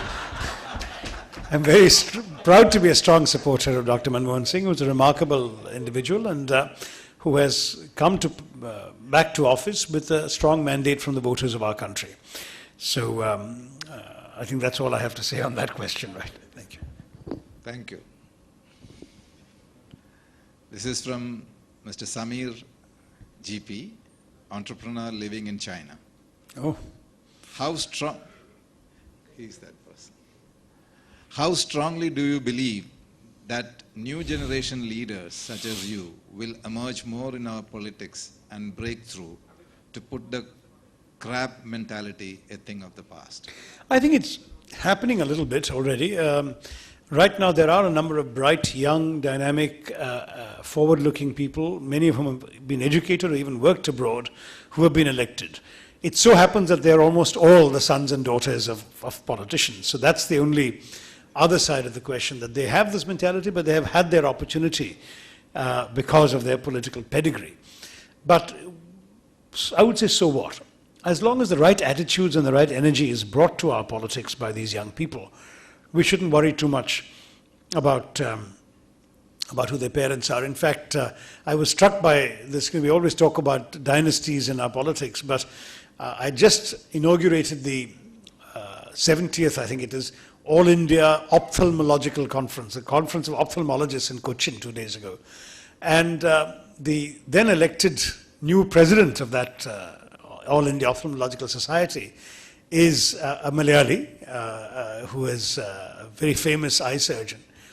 And he has 2 children, a daughter and a son, and they are both eye surgeons.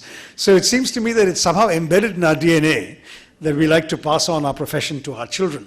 Once again, I'm going to have to be an exception because my sons are both living in New York. One is a journalist and the other is hoping to be a novelist. So neither of them is likely to want to come and assume any political legacy in India. But I'm just saying that somehow embedded into our DNA appears to be the sense that that one must give one's children an opportunity to take over what one has built. And in the case of politicians, why should that be any different? So there are young people there, and I think there'll be more such young people. As for people like me, coming from a completely different professional background, rather than a generational background, I'm not a young man. I'm 55 years old. I'm a month away from 56. India is the only country in the world where anybody would call me young or new generation. In fact, I won an NDTV award shortly before I resigned, ironically, for being the best new generation politician in India. And I thought, what new generation is this at my age? My gosh, the median age of our country is 27. 65% of our population is under 35. And our cabinet average age is 65. So, I mean, how can one speak of really the new generation without taking into account these young people under 35 who really are our future? But I hope that they will take the risks. It's not an easy field to get into politics unless you get in young. But those who take that decision early and get in, they have tremendous opportunities. And I'm very impressed by some of the young people I've seen in politics. I can mention two Malayalis I've met who are I'm very impressed by. One is, in fact, three I'll mention, not to single out people. There are other very impressive politicians whom I've campaigned for in the elections, but there's young Haibi Eden, whom I just congratulated on his marriage, who has already been a national leader at the student level, who is not yet out of his 20s and has been elected as an MLA. There's Shafi Parambil, who went off, I think, from here to Calicut, but there was huge resistance to his coming as an outsider. And he has not only been elected, but has become a hugely popular MLA. And the third name I was going to mention is of another young political leader who, in our system, has overcome some pretty serious challenges to get the kind of attention that he has been able to get in our political space. And this is not something that I want to keep sort of pressing away and belaboring at, but he is the son of the Chief Minister, Chand Newman. And I mention him because I was elected president of St. Stephen's College Students' Union when I was a Malayali student in 1974, and I believe I was the first Malayali elected. 34 years later, a Malayali got elected president of St. Stephen's College Union, a student body from all over the country, and that was young Chand Newman. And seeing someone like this, still a student, so this is not somebody who's being elected to any bigger office.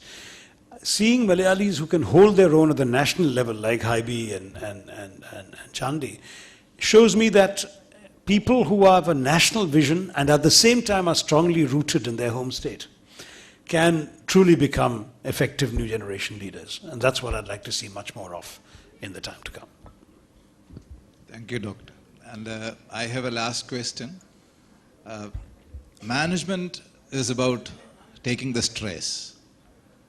And the way that you have done your life so far, there has been a lot of stress probably within you.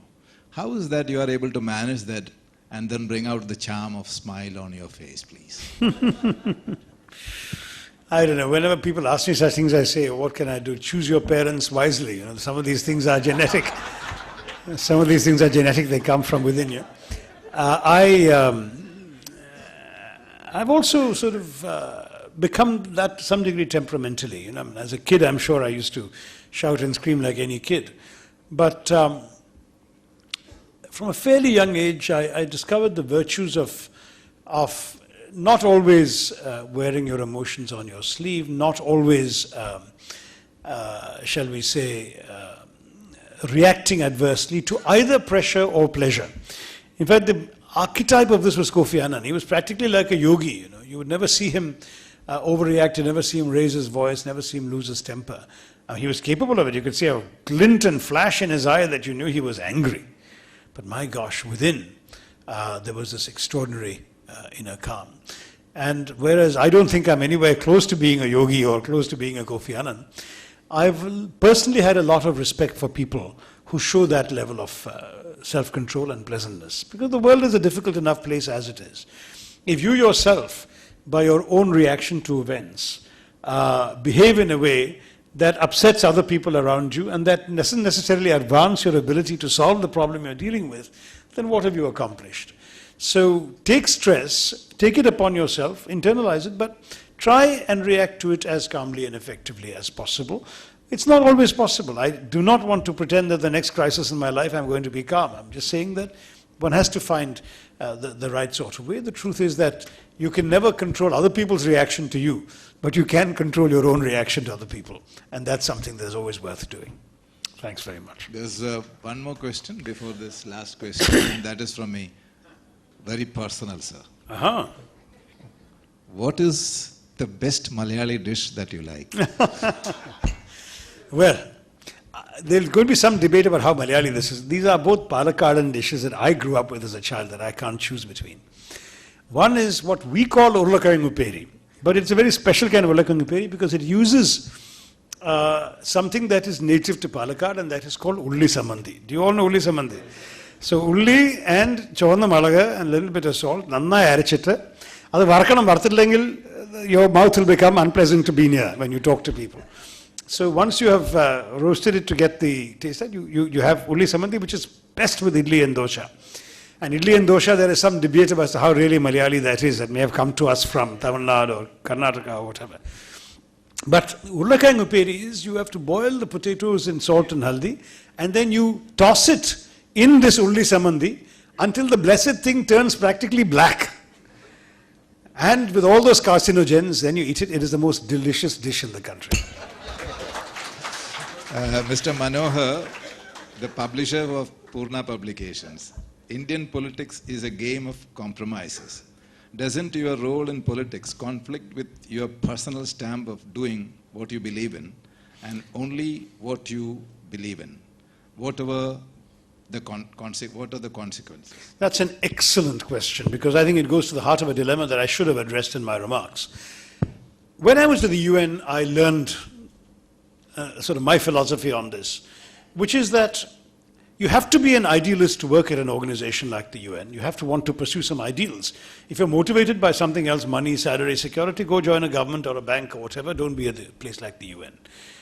But you have to be willing to pursue your ideals within the framework of what is realistically possible. In an organization made up of member states, we have 192 countries, 193 now, who are your bosses, who delimit what you can do. You can only do what is politically possible, what they will allow you to do, and what they are willing to provide resources for. So I became, throughout my life, remember I joined the UN at the age of 22. Over 29 years of a career with the UN, I learned the art of pursuing ideals realistically. And that became essentially my driving force. I'm in politics because I have certain ideals.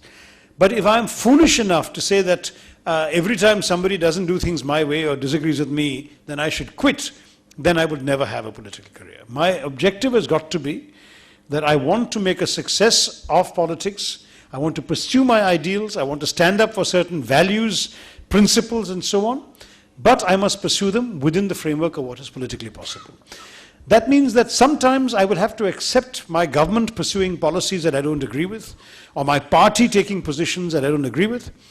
But I will not be a hypocrite and speak in defense of things or support things that I don't agree with. I told my party the first day I became a politician that I will never support a hartal. Even if my party calls one, I will not be there with them. That is a fundamental principle. For me, it is a wrong technique. But if my party calls a hartal tomorrow, will I resign as an MP or refuse or denounce them? No. My silence will speak for itself. And it's possible that somebody may make an issue of my silence, but I will never support it because I feel that the party has a number of larger values, a number of larger goals that are worth pursuing, and I will disagree with my party on A or B, but I will support them from C to Z. That is entirely possible in politics. It needs to be, because otherwise in a parliamentary system, in any case where you need a party to be able to provide you a ticket, a support base, a party structure, and so on to advance, if you just act as an individual in our parliamentary system, you'll never be able to make an impact and make a difference in the lives of people for which you need an entire party with you. So yes, I will preserve my ideals and principles. I will never betray my principles. I will not cheat or lie to my voters. I will not misuse my office. I will never overtly support anything I don't believe in. But I will still be loyal to the party that has given me this opportunity. And I will try, through my role in the party, to change minds and to make an impact. That is the best I can pledge you that I would do. Thank you, Doctor. It has been a pleasure for me. Thank you very much. Thank you very much, sir.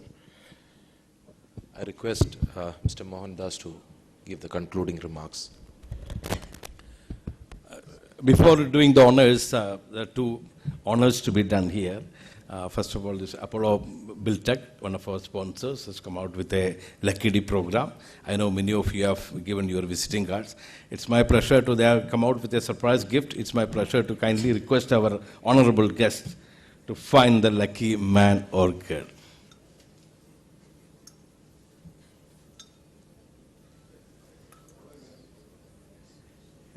PNB. Madam, Mr. Subramaniam, your friend.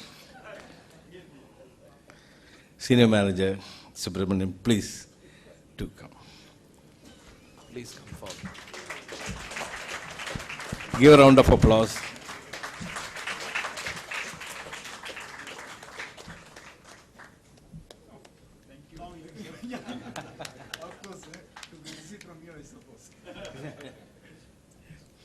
Thank you, Mr. Subramaniam. You are very lucky.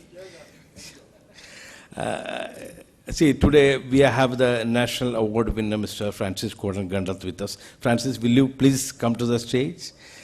Sir, he is one of the real great sons of Kerala. Yeah, there's so many art you can see around, and he is a National Award winner. We would like to honor him with a memento today. Please. Please.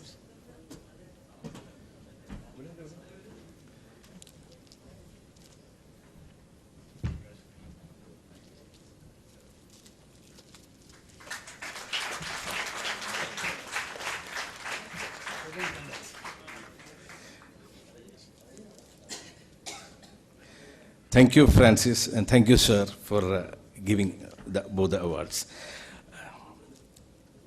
President Roshan said, speaker par excellence, author par excellence, politicians par excellence. I will add strategists also par excellence. It was one of the thrilling speeches perhaps this hall has ever heard. I know CP sir and PK sir, they both have been clapping, even though they have been a little bit late. So the last almost 1 hour, 45 minutes, we have been thrilled. I think even though a lot of questions also came, I think all of you are happy with the answers also you got. And we can understand how a Malayali can grow up to this stature in life. Somebody was asking the question, sir, why not you become the Prime Minister of India? Unfortunately, we Malayali just lost. You could have been easily the Secretary General of UN. Lost by a wink, I would say. Sir was mentioning about strategic, some mistake in strategy perhaps. Sir, you have been talking to us right from your childhood at the age of 5. And the age of 6, you have become a writer, and your first article was published at the age of 10. Something amazing. Something, I'm a banker. I'm just unable to read even more than 2 papers a day. Sir, you are reading more than 10 newspapers. The number, and how you are managing your life. As really, we, Calicut, we really try to manage. We find it very difficult to manage our timing. But sir, you are really, really managing. Wonderful, wonderful. Today, in fact, President's son, Mr. Roshan's son, Kevin, was accompanying sir from Calicut. The boy was full of thrill and praise for sir, just telling that traveling with him really, really gave him a lot of inspiration. And all through a lot of meetings, discussions, so many things were over phone were going on. But still, sir was telling, my aim is Calicut management meeting, and that is the first priority I'm giving. Thank you, sir, very much. I take this opportunity to thank you, sir. You have spent only 20 minutes at the, previous meeting, beach. And Sakir was after that. Sakir even told me that sir did not make the speech even there. So that's the love and affection, sir, that you are giving to this audience.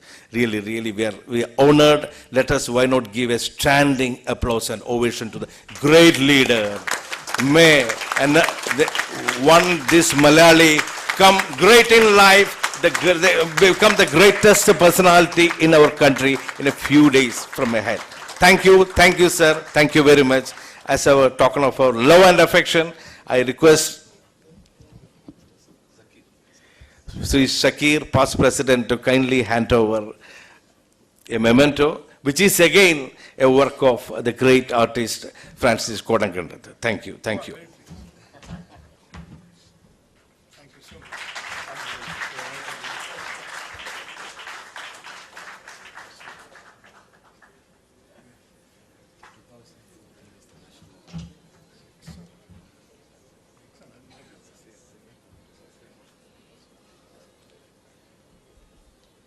Thank you.